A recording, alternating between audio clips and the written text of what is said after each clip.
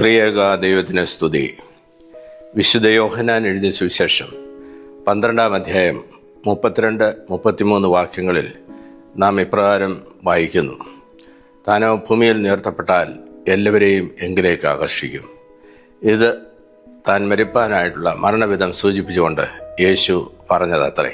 വലിയ നോമ്പ് കാലയളവ് കർത്താവിൻ്റെ ക്രൂശിനെ ധ്യാനിക്കുവാൻ ആഗോള ക്രൈസ്തവ സഭ വേർതിരിച്ചിരിക്കുന്ന സന്ദർഭമാകുന്നുവല്ലോ. നാം ജനിച്ചതുകൊണ്ട് മരിക്കുന്നു. യേശു മരിക്കാനായിട്ട് ജനിക്കുകയായിരുന്നു.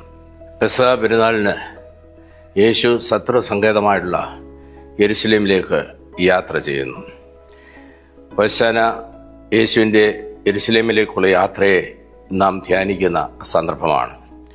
പരീശന്മാരും ശാസ്ത്രിമാരും ജനത്തിന് നിർദ്ദേശം നൽകിയിരുന്നു യേശു എവിടെയുണ്ട് എന്നറിയിക്കുവാൻ. പെരുന്നാളിൽ നമസ്കരിപ്പാൻ വന്നവരിൽ ചില യവനന്മാരുണ്ടായിരുന്നു. അവർ ഗ്രീസിൽ നിന്നുള്ള തത്വചിന്തകന്മാരായിരുന്നു എന്ന് വേദപണ്ഡിതാക്കൾ കരുതുന്നു. യേശുവിൻ്റെ ഐഹിക ജീവിത കാലഘട്ടത്തിൽ ഗ്രീസ് എല്ലാ തത്വജ്ഞാനങ്ങളുടെയും കേന്ദ്രമായിരുന്നു. സോക്രട്ടീസും അരിസ്റ്റോട്ടിലും പ്ലേറ്റോയും ഒക്കെ രൂപപ്പെട്ടത് യേശുവിന് 300 വർഷങ്ങൾക്ക് മുൻപാണ്. അപ്രകാരമുള്ള ജ്ഞാനപീഠത്തിൽ ഉപവിഷ്ടനാക്കുവാൻ, യേശുവിനെ അപ്രകാരം പ്രതിഷ്ഠിക്കുവാൻ, ഉപവിഷ്ടനാക്കുവാൻ പ്രതീക്ഷിച്ചുകൊണ്ട് ഗ്രീസിൽ നിന്നുള്ള തത്വജ്ഞാനികൾ യേശുവിനെ കാണുവാനായിട്ട് ആഗ്രഹിക്കുന്നു. ശിഷ്യന്മാരുടെ അടുക്കൽ പറയുന്നു. അന്ത്രയോസും ഫിലിപ്പോസും ചേർന്ന് യേശുവിൻ്റെ അടുക്കൽ ഈ ആവശ്യം ഉന്നയിക്കുന്നു, ഗ്രീസിൽ നിന്നുള്ള യവനന്മാരുടെ ആവശ്യം. യേശു അതിനെ സ്വയം വെളിപ്പെടുത്താതെ കർത്താവ് പറയുന്നത്, ഗോതമ്പ് മണി നിലത്ത് വീണ് ചാകുന്നില്ല എങ്കിൽ അത് തനിയായിരിക്കും, ചത്തുവെങ്കിലോ വളരെ ഫലം കായ്ക്കും. മരണത്തിലൂടെ ജീവൻ എന്നുള്ള അതുല്യമായുള്ള ആശയമാണ് യേശു വെക്കുന്നത്. വിശുദ്ധ യോഹന്നാന്റെ സുവിശേഷത്തിൻ്റെ ഉദ്ദേശം തന്നെ അതാണ്. നിങ്ങൾക്ക് ജീവൻ ഉണ്ടാകുവാനും സമൃദ്ധിയായിട്ടുള്ള ജീവൻ ഉണ്ടാകുവാനുമാണ് ഞാൻ വന്നത്. താനോ ഭൂമിയിൽ ഉയർത്തപ്പെട്ടാൽ എല്ലാവരെയും എങ്കിലേക്ക് ആകർഷിക്കും. ഇത് താൻ മരിപ്പാനായിട്ടുള്ള മരണവിധം സൂചിപ്പിച്ചുകൊണ്ടത്രേ യേശു പറയുന്നത്. നമ്മുടെ കാഴ്ചപ്പാടുകൾ, ദർശനങ്ങൾ വലുതാകുമ്പോൾ അതിർവരമ്പുകൾ ചെറുതാകുന്നു. യേശുവിൻ്റെ ക്രൂശിലെ ഉയർത്തപ്പെടൽ യഹൂദ അതിർവരമ്പുകൾക്ക് അതീതമായി സകല മനുഷ്യർക്കുമുള്ള രക്ഷയുടെ സന്ദേശമാണ് വെളിവാക്കുന്നത്. ഇത് ക്രൂശിലെ മഹത്വീകരണത്തെക്കുറിച്ചാണ്, തേജസ്കരണത്തെക്കുറിച്ചാണ് യേശു ഇവിടെ പഠിപ്പിക്കുന്നത്. Crucifixion is glorification. യേശുവിൻ്റെ യെരുശലേമിലേക്കുള്ള രാജകീയ എഴുന്നള്ളത്ത് നൽകുന്നതായുള്ള സന്ദേശം ഒന്ന്, ഹോശാന മഹത്വീകരണമാണ്. യേശു ക്രിസ്തുവിൻ്റെ ക്രൂശിലെ മഹത്വീകരണത്തെക്കുറിച്ചാണ് പഠിപ്പിക്കുന്നത്. ഗോതമ്പ് മണി നിലത്ത് വീണ് ചാകുന്നില്ല എങ്കിൽ അത് തനിയായിരിക്കും, ചത്തുവെങ്കിലോ വളരെ ഫലം കായ്ക്കും. പ്രതിബന്ധങ്ങളെ അഭിമുഖീകരിക്കുന്നതായുള്ള യേശുവിനെ കുറിച്ചാണ് ഇവിടെ പഠിപ്പിക്കുന്നത്. ദൈവത്തിൻ്റെ ഭാഷ സ്നേഹത്തിൻ്റെ ഭാഷയാണ്, ത്യാഗത്തിൻ്റെ ഭാഷയാണ്, അനുകമ്പയുടെ ഭാഷയാണ്. ക്രൂശ് നൽകുന്നതായുള്ള സന്ദേശവും ത്യാഗത്തിൻ്റെ ഭാഷയാണ്. The tangible and non verbal expressions of Jesus.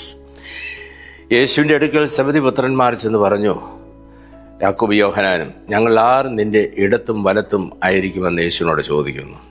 ദൈവരാജ്യത്തിൽ ഉന്നതമായുള്ള സ്ഥാനങ്ങൾ കരസ്ഥമാക്കുവാൻ കച്ചകെട്ടി ഇറങ്ങിയ ഈ ശിഷ്യന്മാരോട് യേശു പറയുന്നു, നിങ്ങൾ യാചിക്കുന്നത് ഇന്നത് എന്ന് നിങ്ങൾ അറിയുന്നില്ല. യേശു വീണ്ടും പറയുന്നു, തന്നെ ചൂണ്ടിക്കാണിച്ചുകൊണ്ട് തന്നിലേക്ക് തന്നെ വിരൽ ചൂണ്ടിയിട്ട് പറയുന്നു, മനുഷ്യപുത്രൻ ശുശ്രൂഷിപ്പാനല്ല ശുശ്രൂഷിപ്പാനും അനേകർക്ക് വേണ്ടി തൻ്റെ ജീവനെ മറുവിലയായിട്ട് കൊടുക്കുവാനും അത്രേ വന്നത്. നിങ്ങളിൽ മഹാനാകുവാൻ ഇച്ഛിക്കുന്നവർ മറ്റുള്ളവർക്ക് ശുശ്രൂഷക്കാരനാകണം. നിങ്ങളിൽ ഒന്നാമനാകുവാൻ ഇച്ഛിക്കുന്നവനെല്ലാം ഒടുക്കത്തവനാകണം എന്ന് യേശു പഠിപ്പിച്ചു. ഈ ശിഷ്യന്മാർ യേശുവിൻ്റെ അടുക്കൽ ആവശ്യം ഉന്നയിക്കുമ്പോൾ മറ്റുള്ളവർക്ക് ശുശ്രൂഷയുടെ, സ്നേഹത്തിൻ്റെയും ത്യാഗത്തിൻ്റെയും അനുകമ്പയുടെയും ഭാഷ, ക്രൂശിൻ്റെ ഭാഷ വെളിപ്പെടുത്തുവാനായിട്ടാണ് അവരോട് ആവശ്യപ്പെടുന്നത്. രണ്ടാമത് യേശു പഠിപ്പിച്ചത് ഹോശാനയിലൂടെ പഠിപ്പിക്കുന്നത്, യാത്രയിലൂടെ പഠിപ്പിക്കുന്നത്. ഹോശാന ഒന്ന് മഹത്വീകരണത്തിൻ്റെ അനുഭവമാണെങ്കിൽ ഹോശാന ശുദ്ധീകരണത്തിൻ്റെ, വിശുദ്ധീകരണത്തിൻ്റെ അനുഭവമാണ്. യേശുവിൻ്റെ യെരുശലേമിലേക്കുള്ള യാത്ര അനുസ്മരിപ്പിക്കുന്നത്, അത് പൂർത്തീകരിക്കപ്പെടുന്നത് ദേവാലയ ശുദ്ധീകരണത്തിലൂടെയാണ്. യെരുശലേം ദേവാലയത്തിൽ വേണ്ടുന്നതായുള്ള ശുദ്ധീകരണം യേശു ചെയ്യുന്നു. അവരെ അടിച്ചു പുറത്താക്കുന്നു. അവിടെ എൻ്റെ ആലയം പ്രാർത്ഥനാലയം എന്ന് വിളിക്കപ്പെടും, നിങ്ങൾ കള്ളന്മാരുടെ ഗുഹയാക്കി തീർത്തിരിക്കുന്നു എന്ന് പറഞ്ഞ് അവരെ പുറത്താക്കിയിരിക്കുന്നു. അതുകൊണ്ട് സാൽവേഷൻ ഈസ് സാങ്ക്ടിഫിക്കേഷൻ. രക്ഷ എന്ന് പറയുന്നത് വിശുദ്ധീകരണമാണ് എന്ന് ഓർമ്മിപ്പിക്കുന്നു. യേശുവിൻ്റെ അടുക്കൽ പ്രധാന സ്ഥാനങ്ങൾ അന്വേഷിച്ച് ചെന്നായുള്ള ശിഷ്യന്മാരോട് കർത്താവ് ഉയർത്തെഴുന്നേറ്റ ശേഷം അതേ രാത്രിയിൽ വിശുദ്ധ യോഹന്നാൻ എഴുതിയ ശേഷം 20-ാം അധ്യായത്തിൽ നമ്മൾ വായിക്കുന്നുണ്ട്. ശബത്ത് നാളിൽ, ആഴ്ചവട്ടത്തിൻ്റെ 1-ാം നാളിൽ ശിഷ്യന്മാർ യഹൂദന്മാരെ പേടിച്ച് വാതിലടച്ചിരിക്കുകയും യേശു അവരുടെ മധ്യത്തിൽ ചെന്ന് അവരോട് പറയുന്നു, നിങ്ങൾക്ക് സമാധാനമെന്ന് പറയുന്നു. എന്നിട്ട് തൻ്റെ കൈയും വിലാപ്പുറവും അവരെ കാണിക്കുന്നുണ്ട്. കയ്യിൽ ആണിപ്പഴുതുണ്ട്, വിലാപ്പുറത്ത് മുറിപ്പാടുകളുണ്ട്. എന്നിട്ട് അവരുടെ മേൽ ഊതി, നിങ്ങൾ പരിശുദ്ധാത്മാവിനെ കൈക്കൊള്ളുകയും പിതാവിനെ അയച്ച പോലെ ഞാൻ നിങ്ങളെ അയക്കുന്നു എന്നവരോട് പറയുന്നു. യേശു പറഞ്ഞതിൻ്റെ അർത്ഥം എന്താണ്? തൻ്റെ കൈയും വിലാപ്പുറവും ആണിപ്പഴുതും മുറിവുകളും കാണിച്ചതിൻ്റെ അർത്ഥം എന്താണ്? പിതാവായ ദൈവം തൻ്റെ ആദ്യ മിഷണറിയായിട്ട് തന്നെ ഈ ലോകത്തിലേക്ക് അയച്ചു. താൻ ആ വേല പൂർത്തീകരിച്ചപ്പോൾ ലോകം തനിക്ക് നൽകിയ പ്രതിഫലമാണ്, റിവാർഡാണ് എൻ്റെ കയ്യിലും വിലാപ്പുറത്തും നിങ്ങൾ കാണുന്നത്. ലോകം തനിക്ക് നൽകിയതായുള്ള പ്രതിഫലം കുരിശായിരുന്നു.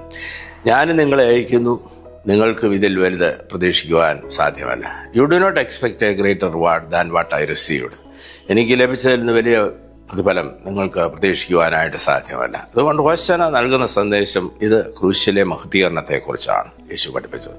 രണ്ടാമത് അത് വിശുദ്ധീകരണമാണ്. ദേവാലയ വിശുദ്ധീകരണത്തിലാണ് ഹോശന്നായുടെ യേശുവിൻ്റെ യാത്ര പൂർത്തീകരിക്കപ്പെടുന്നത്.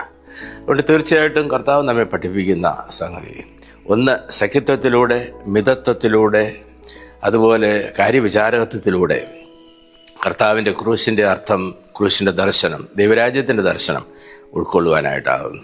യേശു നമ്മെ പഠിപ്പിക്കുന്നത് തീർച്ചയായിട്ടും creator friendship with our fellow beings, ദൈവവുമായിട്ടുള്ള അഭേദ്യമായ ബന്ധം.